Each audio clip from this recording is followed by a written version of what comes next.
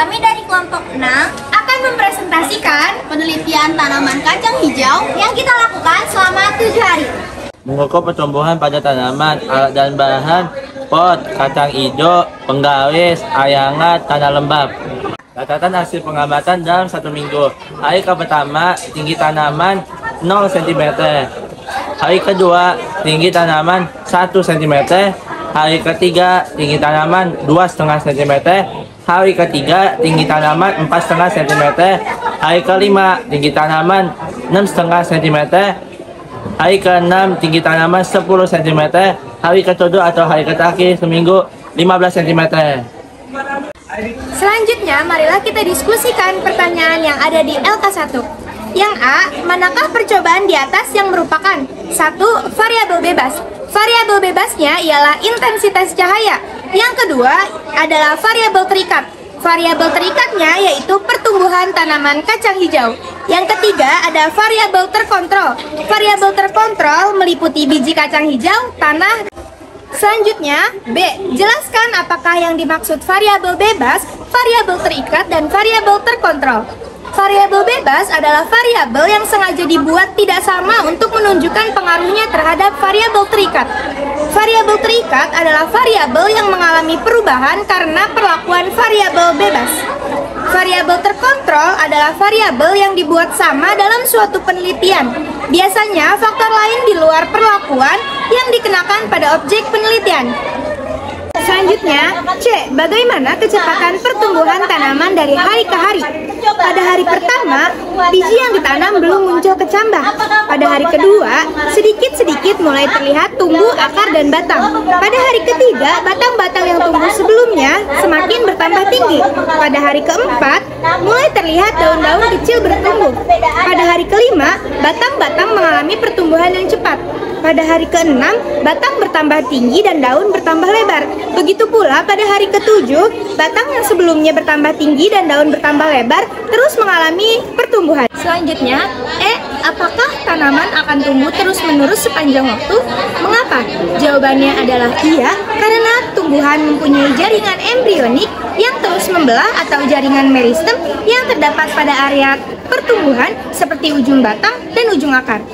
LK2, mengamati pengaruh air terhadap pertumbuhan. Alat dan bahan, gelas kimia, aluminium foil, kapas air, dan kacang hijau. Selanjutnya, mari kita diskusikan pertanyaan-pertanyaan berikut. A. Apakah semua biji tiap gelas mengalami pertumbuhan? Jika iya, samakah pertumbuhan tiap biji yang terdapat pada ketiga gelas? Jawabannya tidak, karena tumbuhan gelas A tidak mengalami pertumbuhan karena kapas yang digunakan tidak memiliki kadar air, sedangkan tumbuhan di gelas B dan C mengalami pertumbuhan karena kapas yang digunakan memiliki kadar air. B. Jika mengalami perbedaan pertumbuhan, manakah pertumbuhan yang paling baik? Dapatkah kamu memberikan alasan mengapa demikian? Di antara pertumbuhan gelas A, B, dan C, yang paling baik adalah pertumbuhan gelas B karena kapas yang digunakan gelas B lembab, tidak kekurangan atau kelebihan air, kadar air, sehingga gelas B memiliki pertumbuhan yang lebih baik. C. Kesimpulan. Apa kesimpulan dari hasil percobaan ini? Kesimpulan yang kita dapat dari percobaan ini yaitu terdapat perbedaan pertumbuhan pada gelas A, B, dan C. Yaitu gelas A tidak mengalami pertumbuhan karena kapas yang digunakan tidak memiliki kadar air. Sedangkan gelas B mengalami pertumbuhan paling baik karena kapas yang digunakan memiliki kadar air yang cukup, tidak berlebih dan tidak kurang kadar air. Sedangkan gelas C memiliki pertumbuhan yang sedikit agak lambat karena kadar air yang terdapat pada kapas berlebih sehingga pertumbuhan di gelas C tidak baik. 2. Berilah keterangan bagian-bagian yang diberi nomor, kemudian isikan dalam tabel berikut. Yang pertama ada fluem sekunder, yaitu membantu proses pembentukan kambium pada tumbuhan. Yang kedua ada fluem primer, yaitu menunjang pertumbuhan seperti membantu memanjang, meninggi pada tumbuhan. Yang ketiga ada gabus, yaitu melindungi tumbuhan dari cedera fisik ketika lapisan kayu tumbuhan terluka. Yang keempat ada kulit pohon, yaitu mengeraskan dan memperkuat pada bagian-bagian luar pada batang. Yang kelima ada korteks, yaitu sebagai tempat penyimpanan zat. Yang keenam adalah kulit ari atau epidermis, yaitu melindungi bagian dalam organ tumbuhan bersangkutan seperti hilangnya air karena penguapan, kerusakan mekanik, perubahan suhu, dan hilangnya zat makanan. Yang ketujuh ada kambium gabus, yaitu membantu dalam menyusun sel gabus yang keluar dijadikan sebagai pengganti dari epidermis. Yang ke-8 ada xilem sekunder, yaitu mengukur berapa lama usia pohon dan tanaman tersebut. Yang ke-9 ada xilem primer, yaitu mengangkut air dan nutrisi. Yang ke-10 ada fascikular kambium, yaitu mengendalikan masuk dan keluarnya air untuk mencegah serangan dari hama. Yang ke-11 ada escaberenchim, yaitu menopang dan menguatkan pada bagian tumbuhan yang sudah tidak mengalami pertumbuhan dan perkembangan. Yang ke-12 ada xylem, yaitu menyalurkan air dan unsur hara dari akar ke daun. Yang ke-13 ada phloem, yaitu mengangkut lalu menyelarkan zat-zat makanan hasil fotosintesis dari daun ke seluruh bagian tumbuhan. Yang ke-14 ada akulur, yaitu menyimpan cadangan makanan. Dapatkah kamu menjelaskan mengapa pertumbuhan di atas dikatakan pertumbuhan sekunder? Mengapa dikatakan pertumbuhan sekunder? Karena menghasilkan peningkatan ketebalan atau lingkar tanaman dan pertumbuhan sekunder.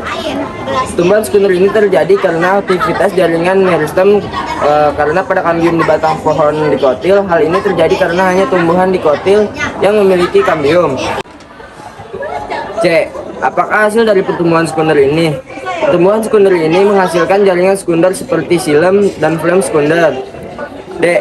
Perhatikan lapisan batang yang terluar. Apakah fungsi bagian ini? Ini disebut epidermis, berfungsi untuk melindungi jaringan tumbuhan yang berada di bagian dalam batang dari bahaya kekeringan. E. Pada tumbuhan berkayu, terdapat lingkaran-lingkaran pertumbuhan disebut apakah struktur tersebut? Dapatkah kamu menjelaskan proses terbentuknya? Lingkar tahun 1, lingkar tumbuh pohon adalah lingkaran konsentris akibat pertumbuhan sekunder yang tampak berlapis-lapis. Itu terbentuk karena adanya aktivitas pertumbuhan kambium yang dipengaruhi oleh perubahan musim. Selanjutnya mari kita diskusikan pertanyaan yang terdapat di LK3. Yang A, setelah beberapa hari kamu mengamati percobaan bagaimana pertumbuhan tanaman pada kedua pot. Apakah kedua tanaman mengalami pertumbuhan yang sama? Nah teman-teman, setelah kita mengamati percobaan selama 7 hari, kesimpulannya kedua pot ini mengalami pertumbuhan yang sama. Namun pot yang ditempatkan di tempat yang lebih terang mengalami pertumbuhan yang lebih optimal dibandingkan pot yang ditempatkan di tempat yang lebih gelap. Mengapa hal demikian terjadi? Dikarenakan kedua tumbuhan ini membutuhkan cahaya matahari untuk melakukan proses fotosintesis, di mana proses fotosintesis itu adalah perubahan cahaya menjadi energi kimia untuk melakukan pertumbuhan dan perkembangan. Selanjutnya pertanyaan B, di antara kedua pot, manakah yang lebih cepat tumbuh? Dapatkah kamu menjelaskan mengapa demikian?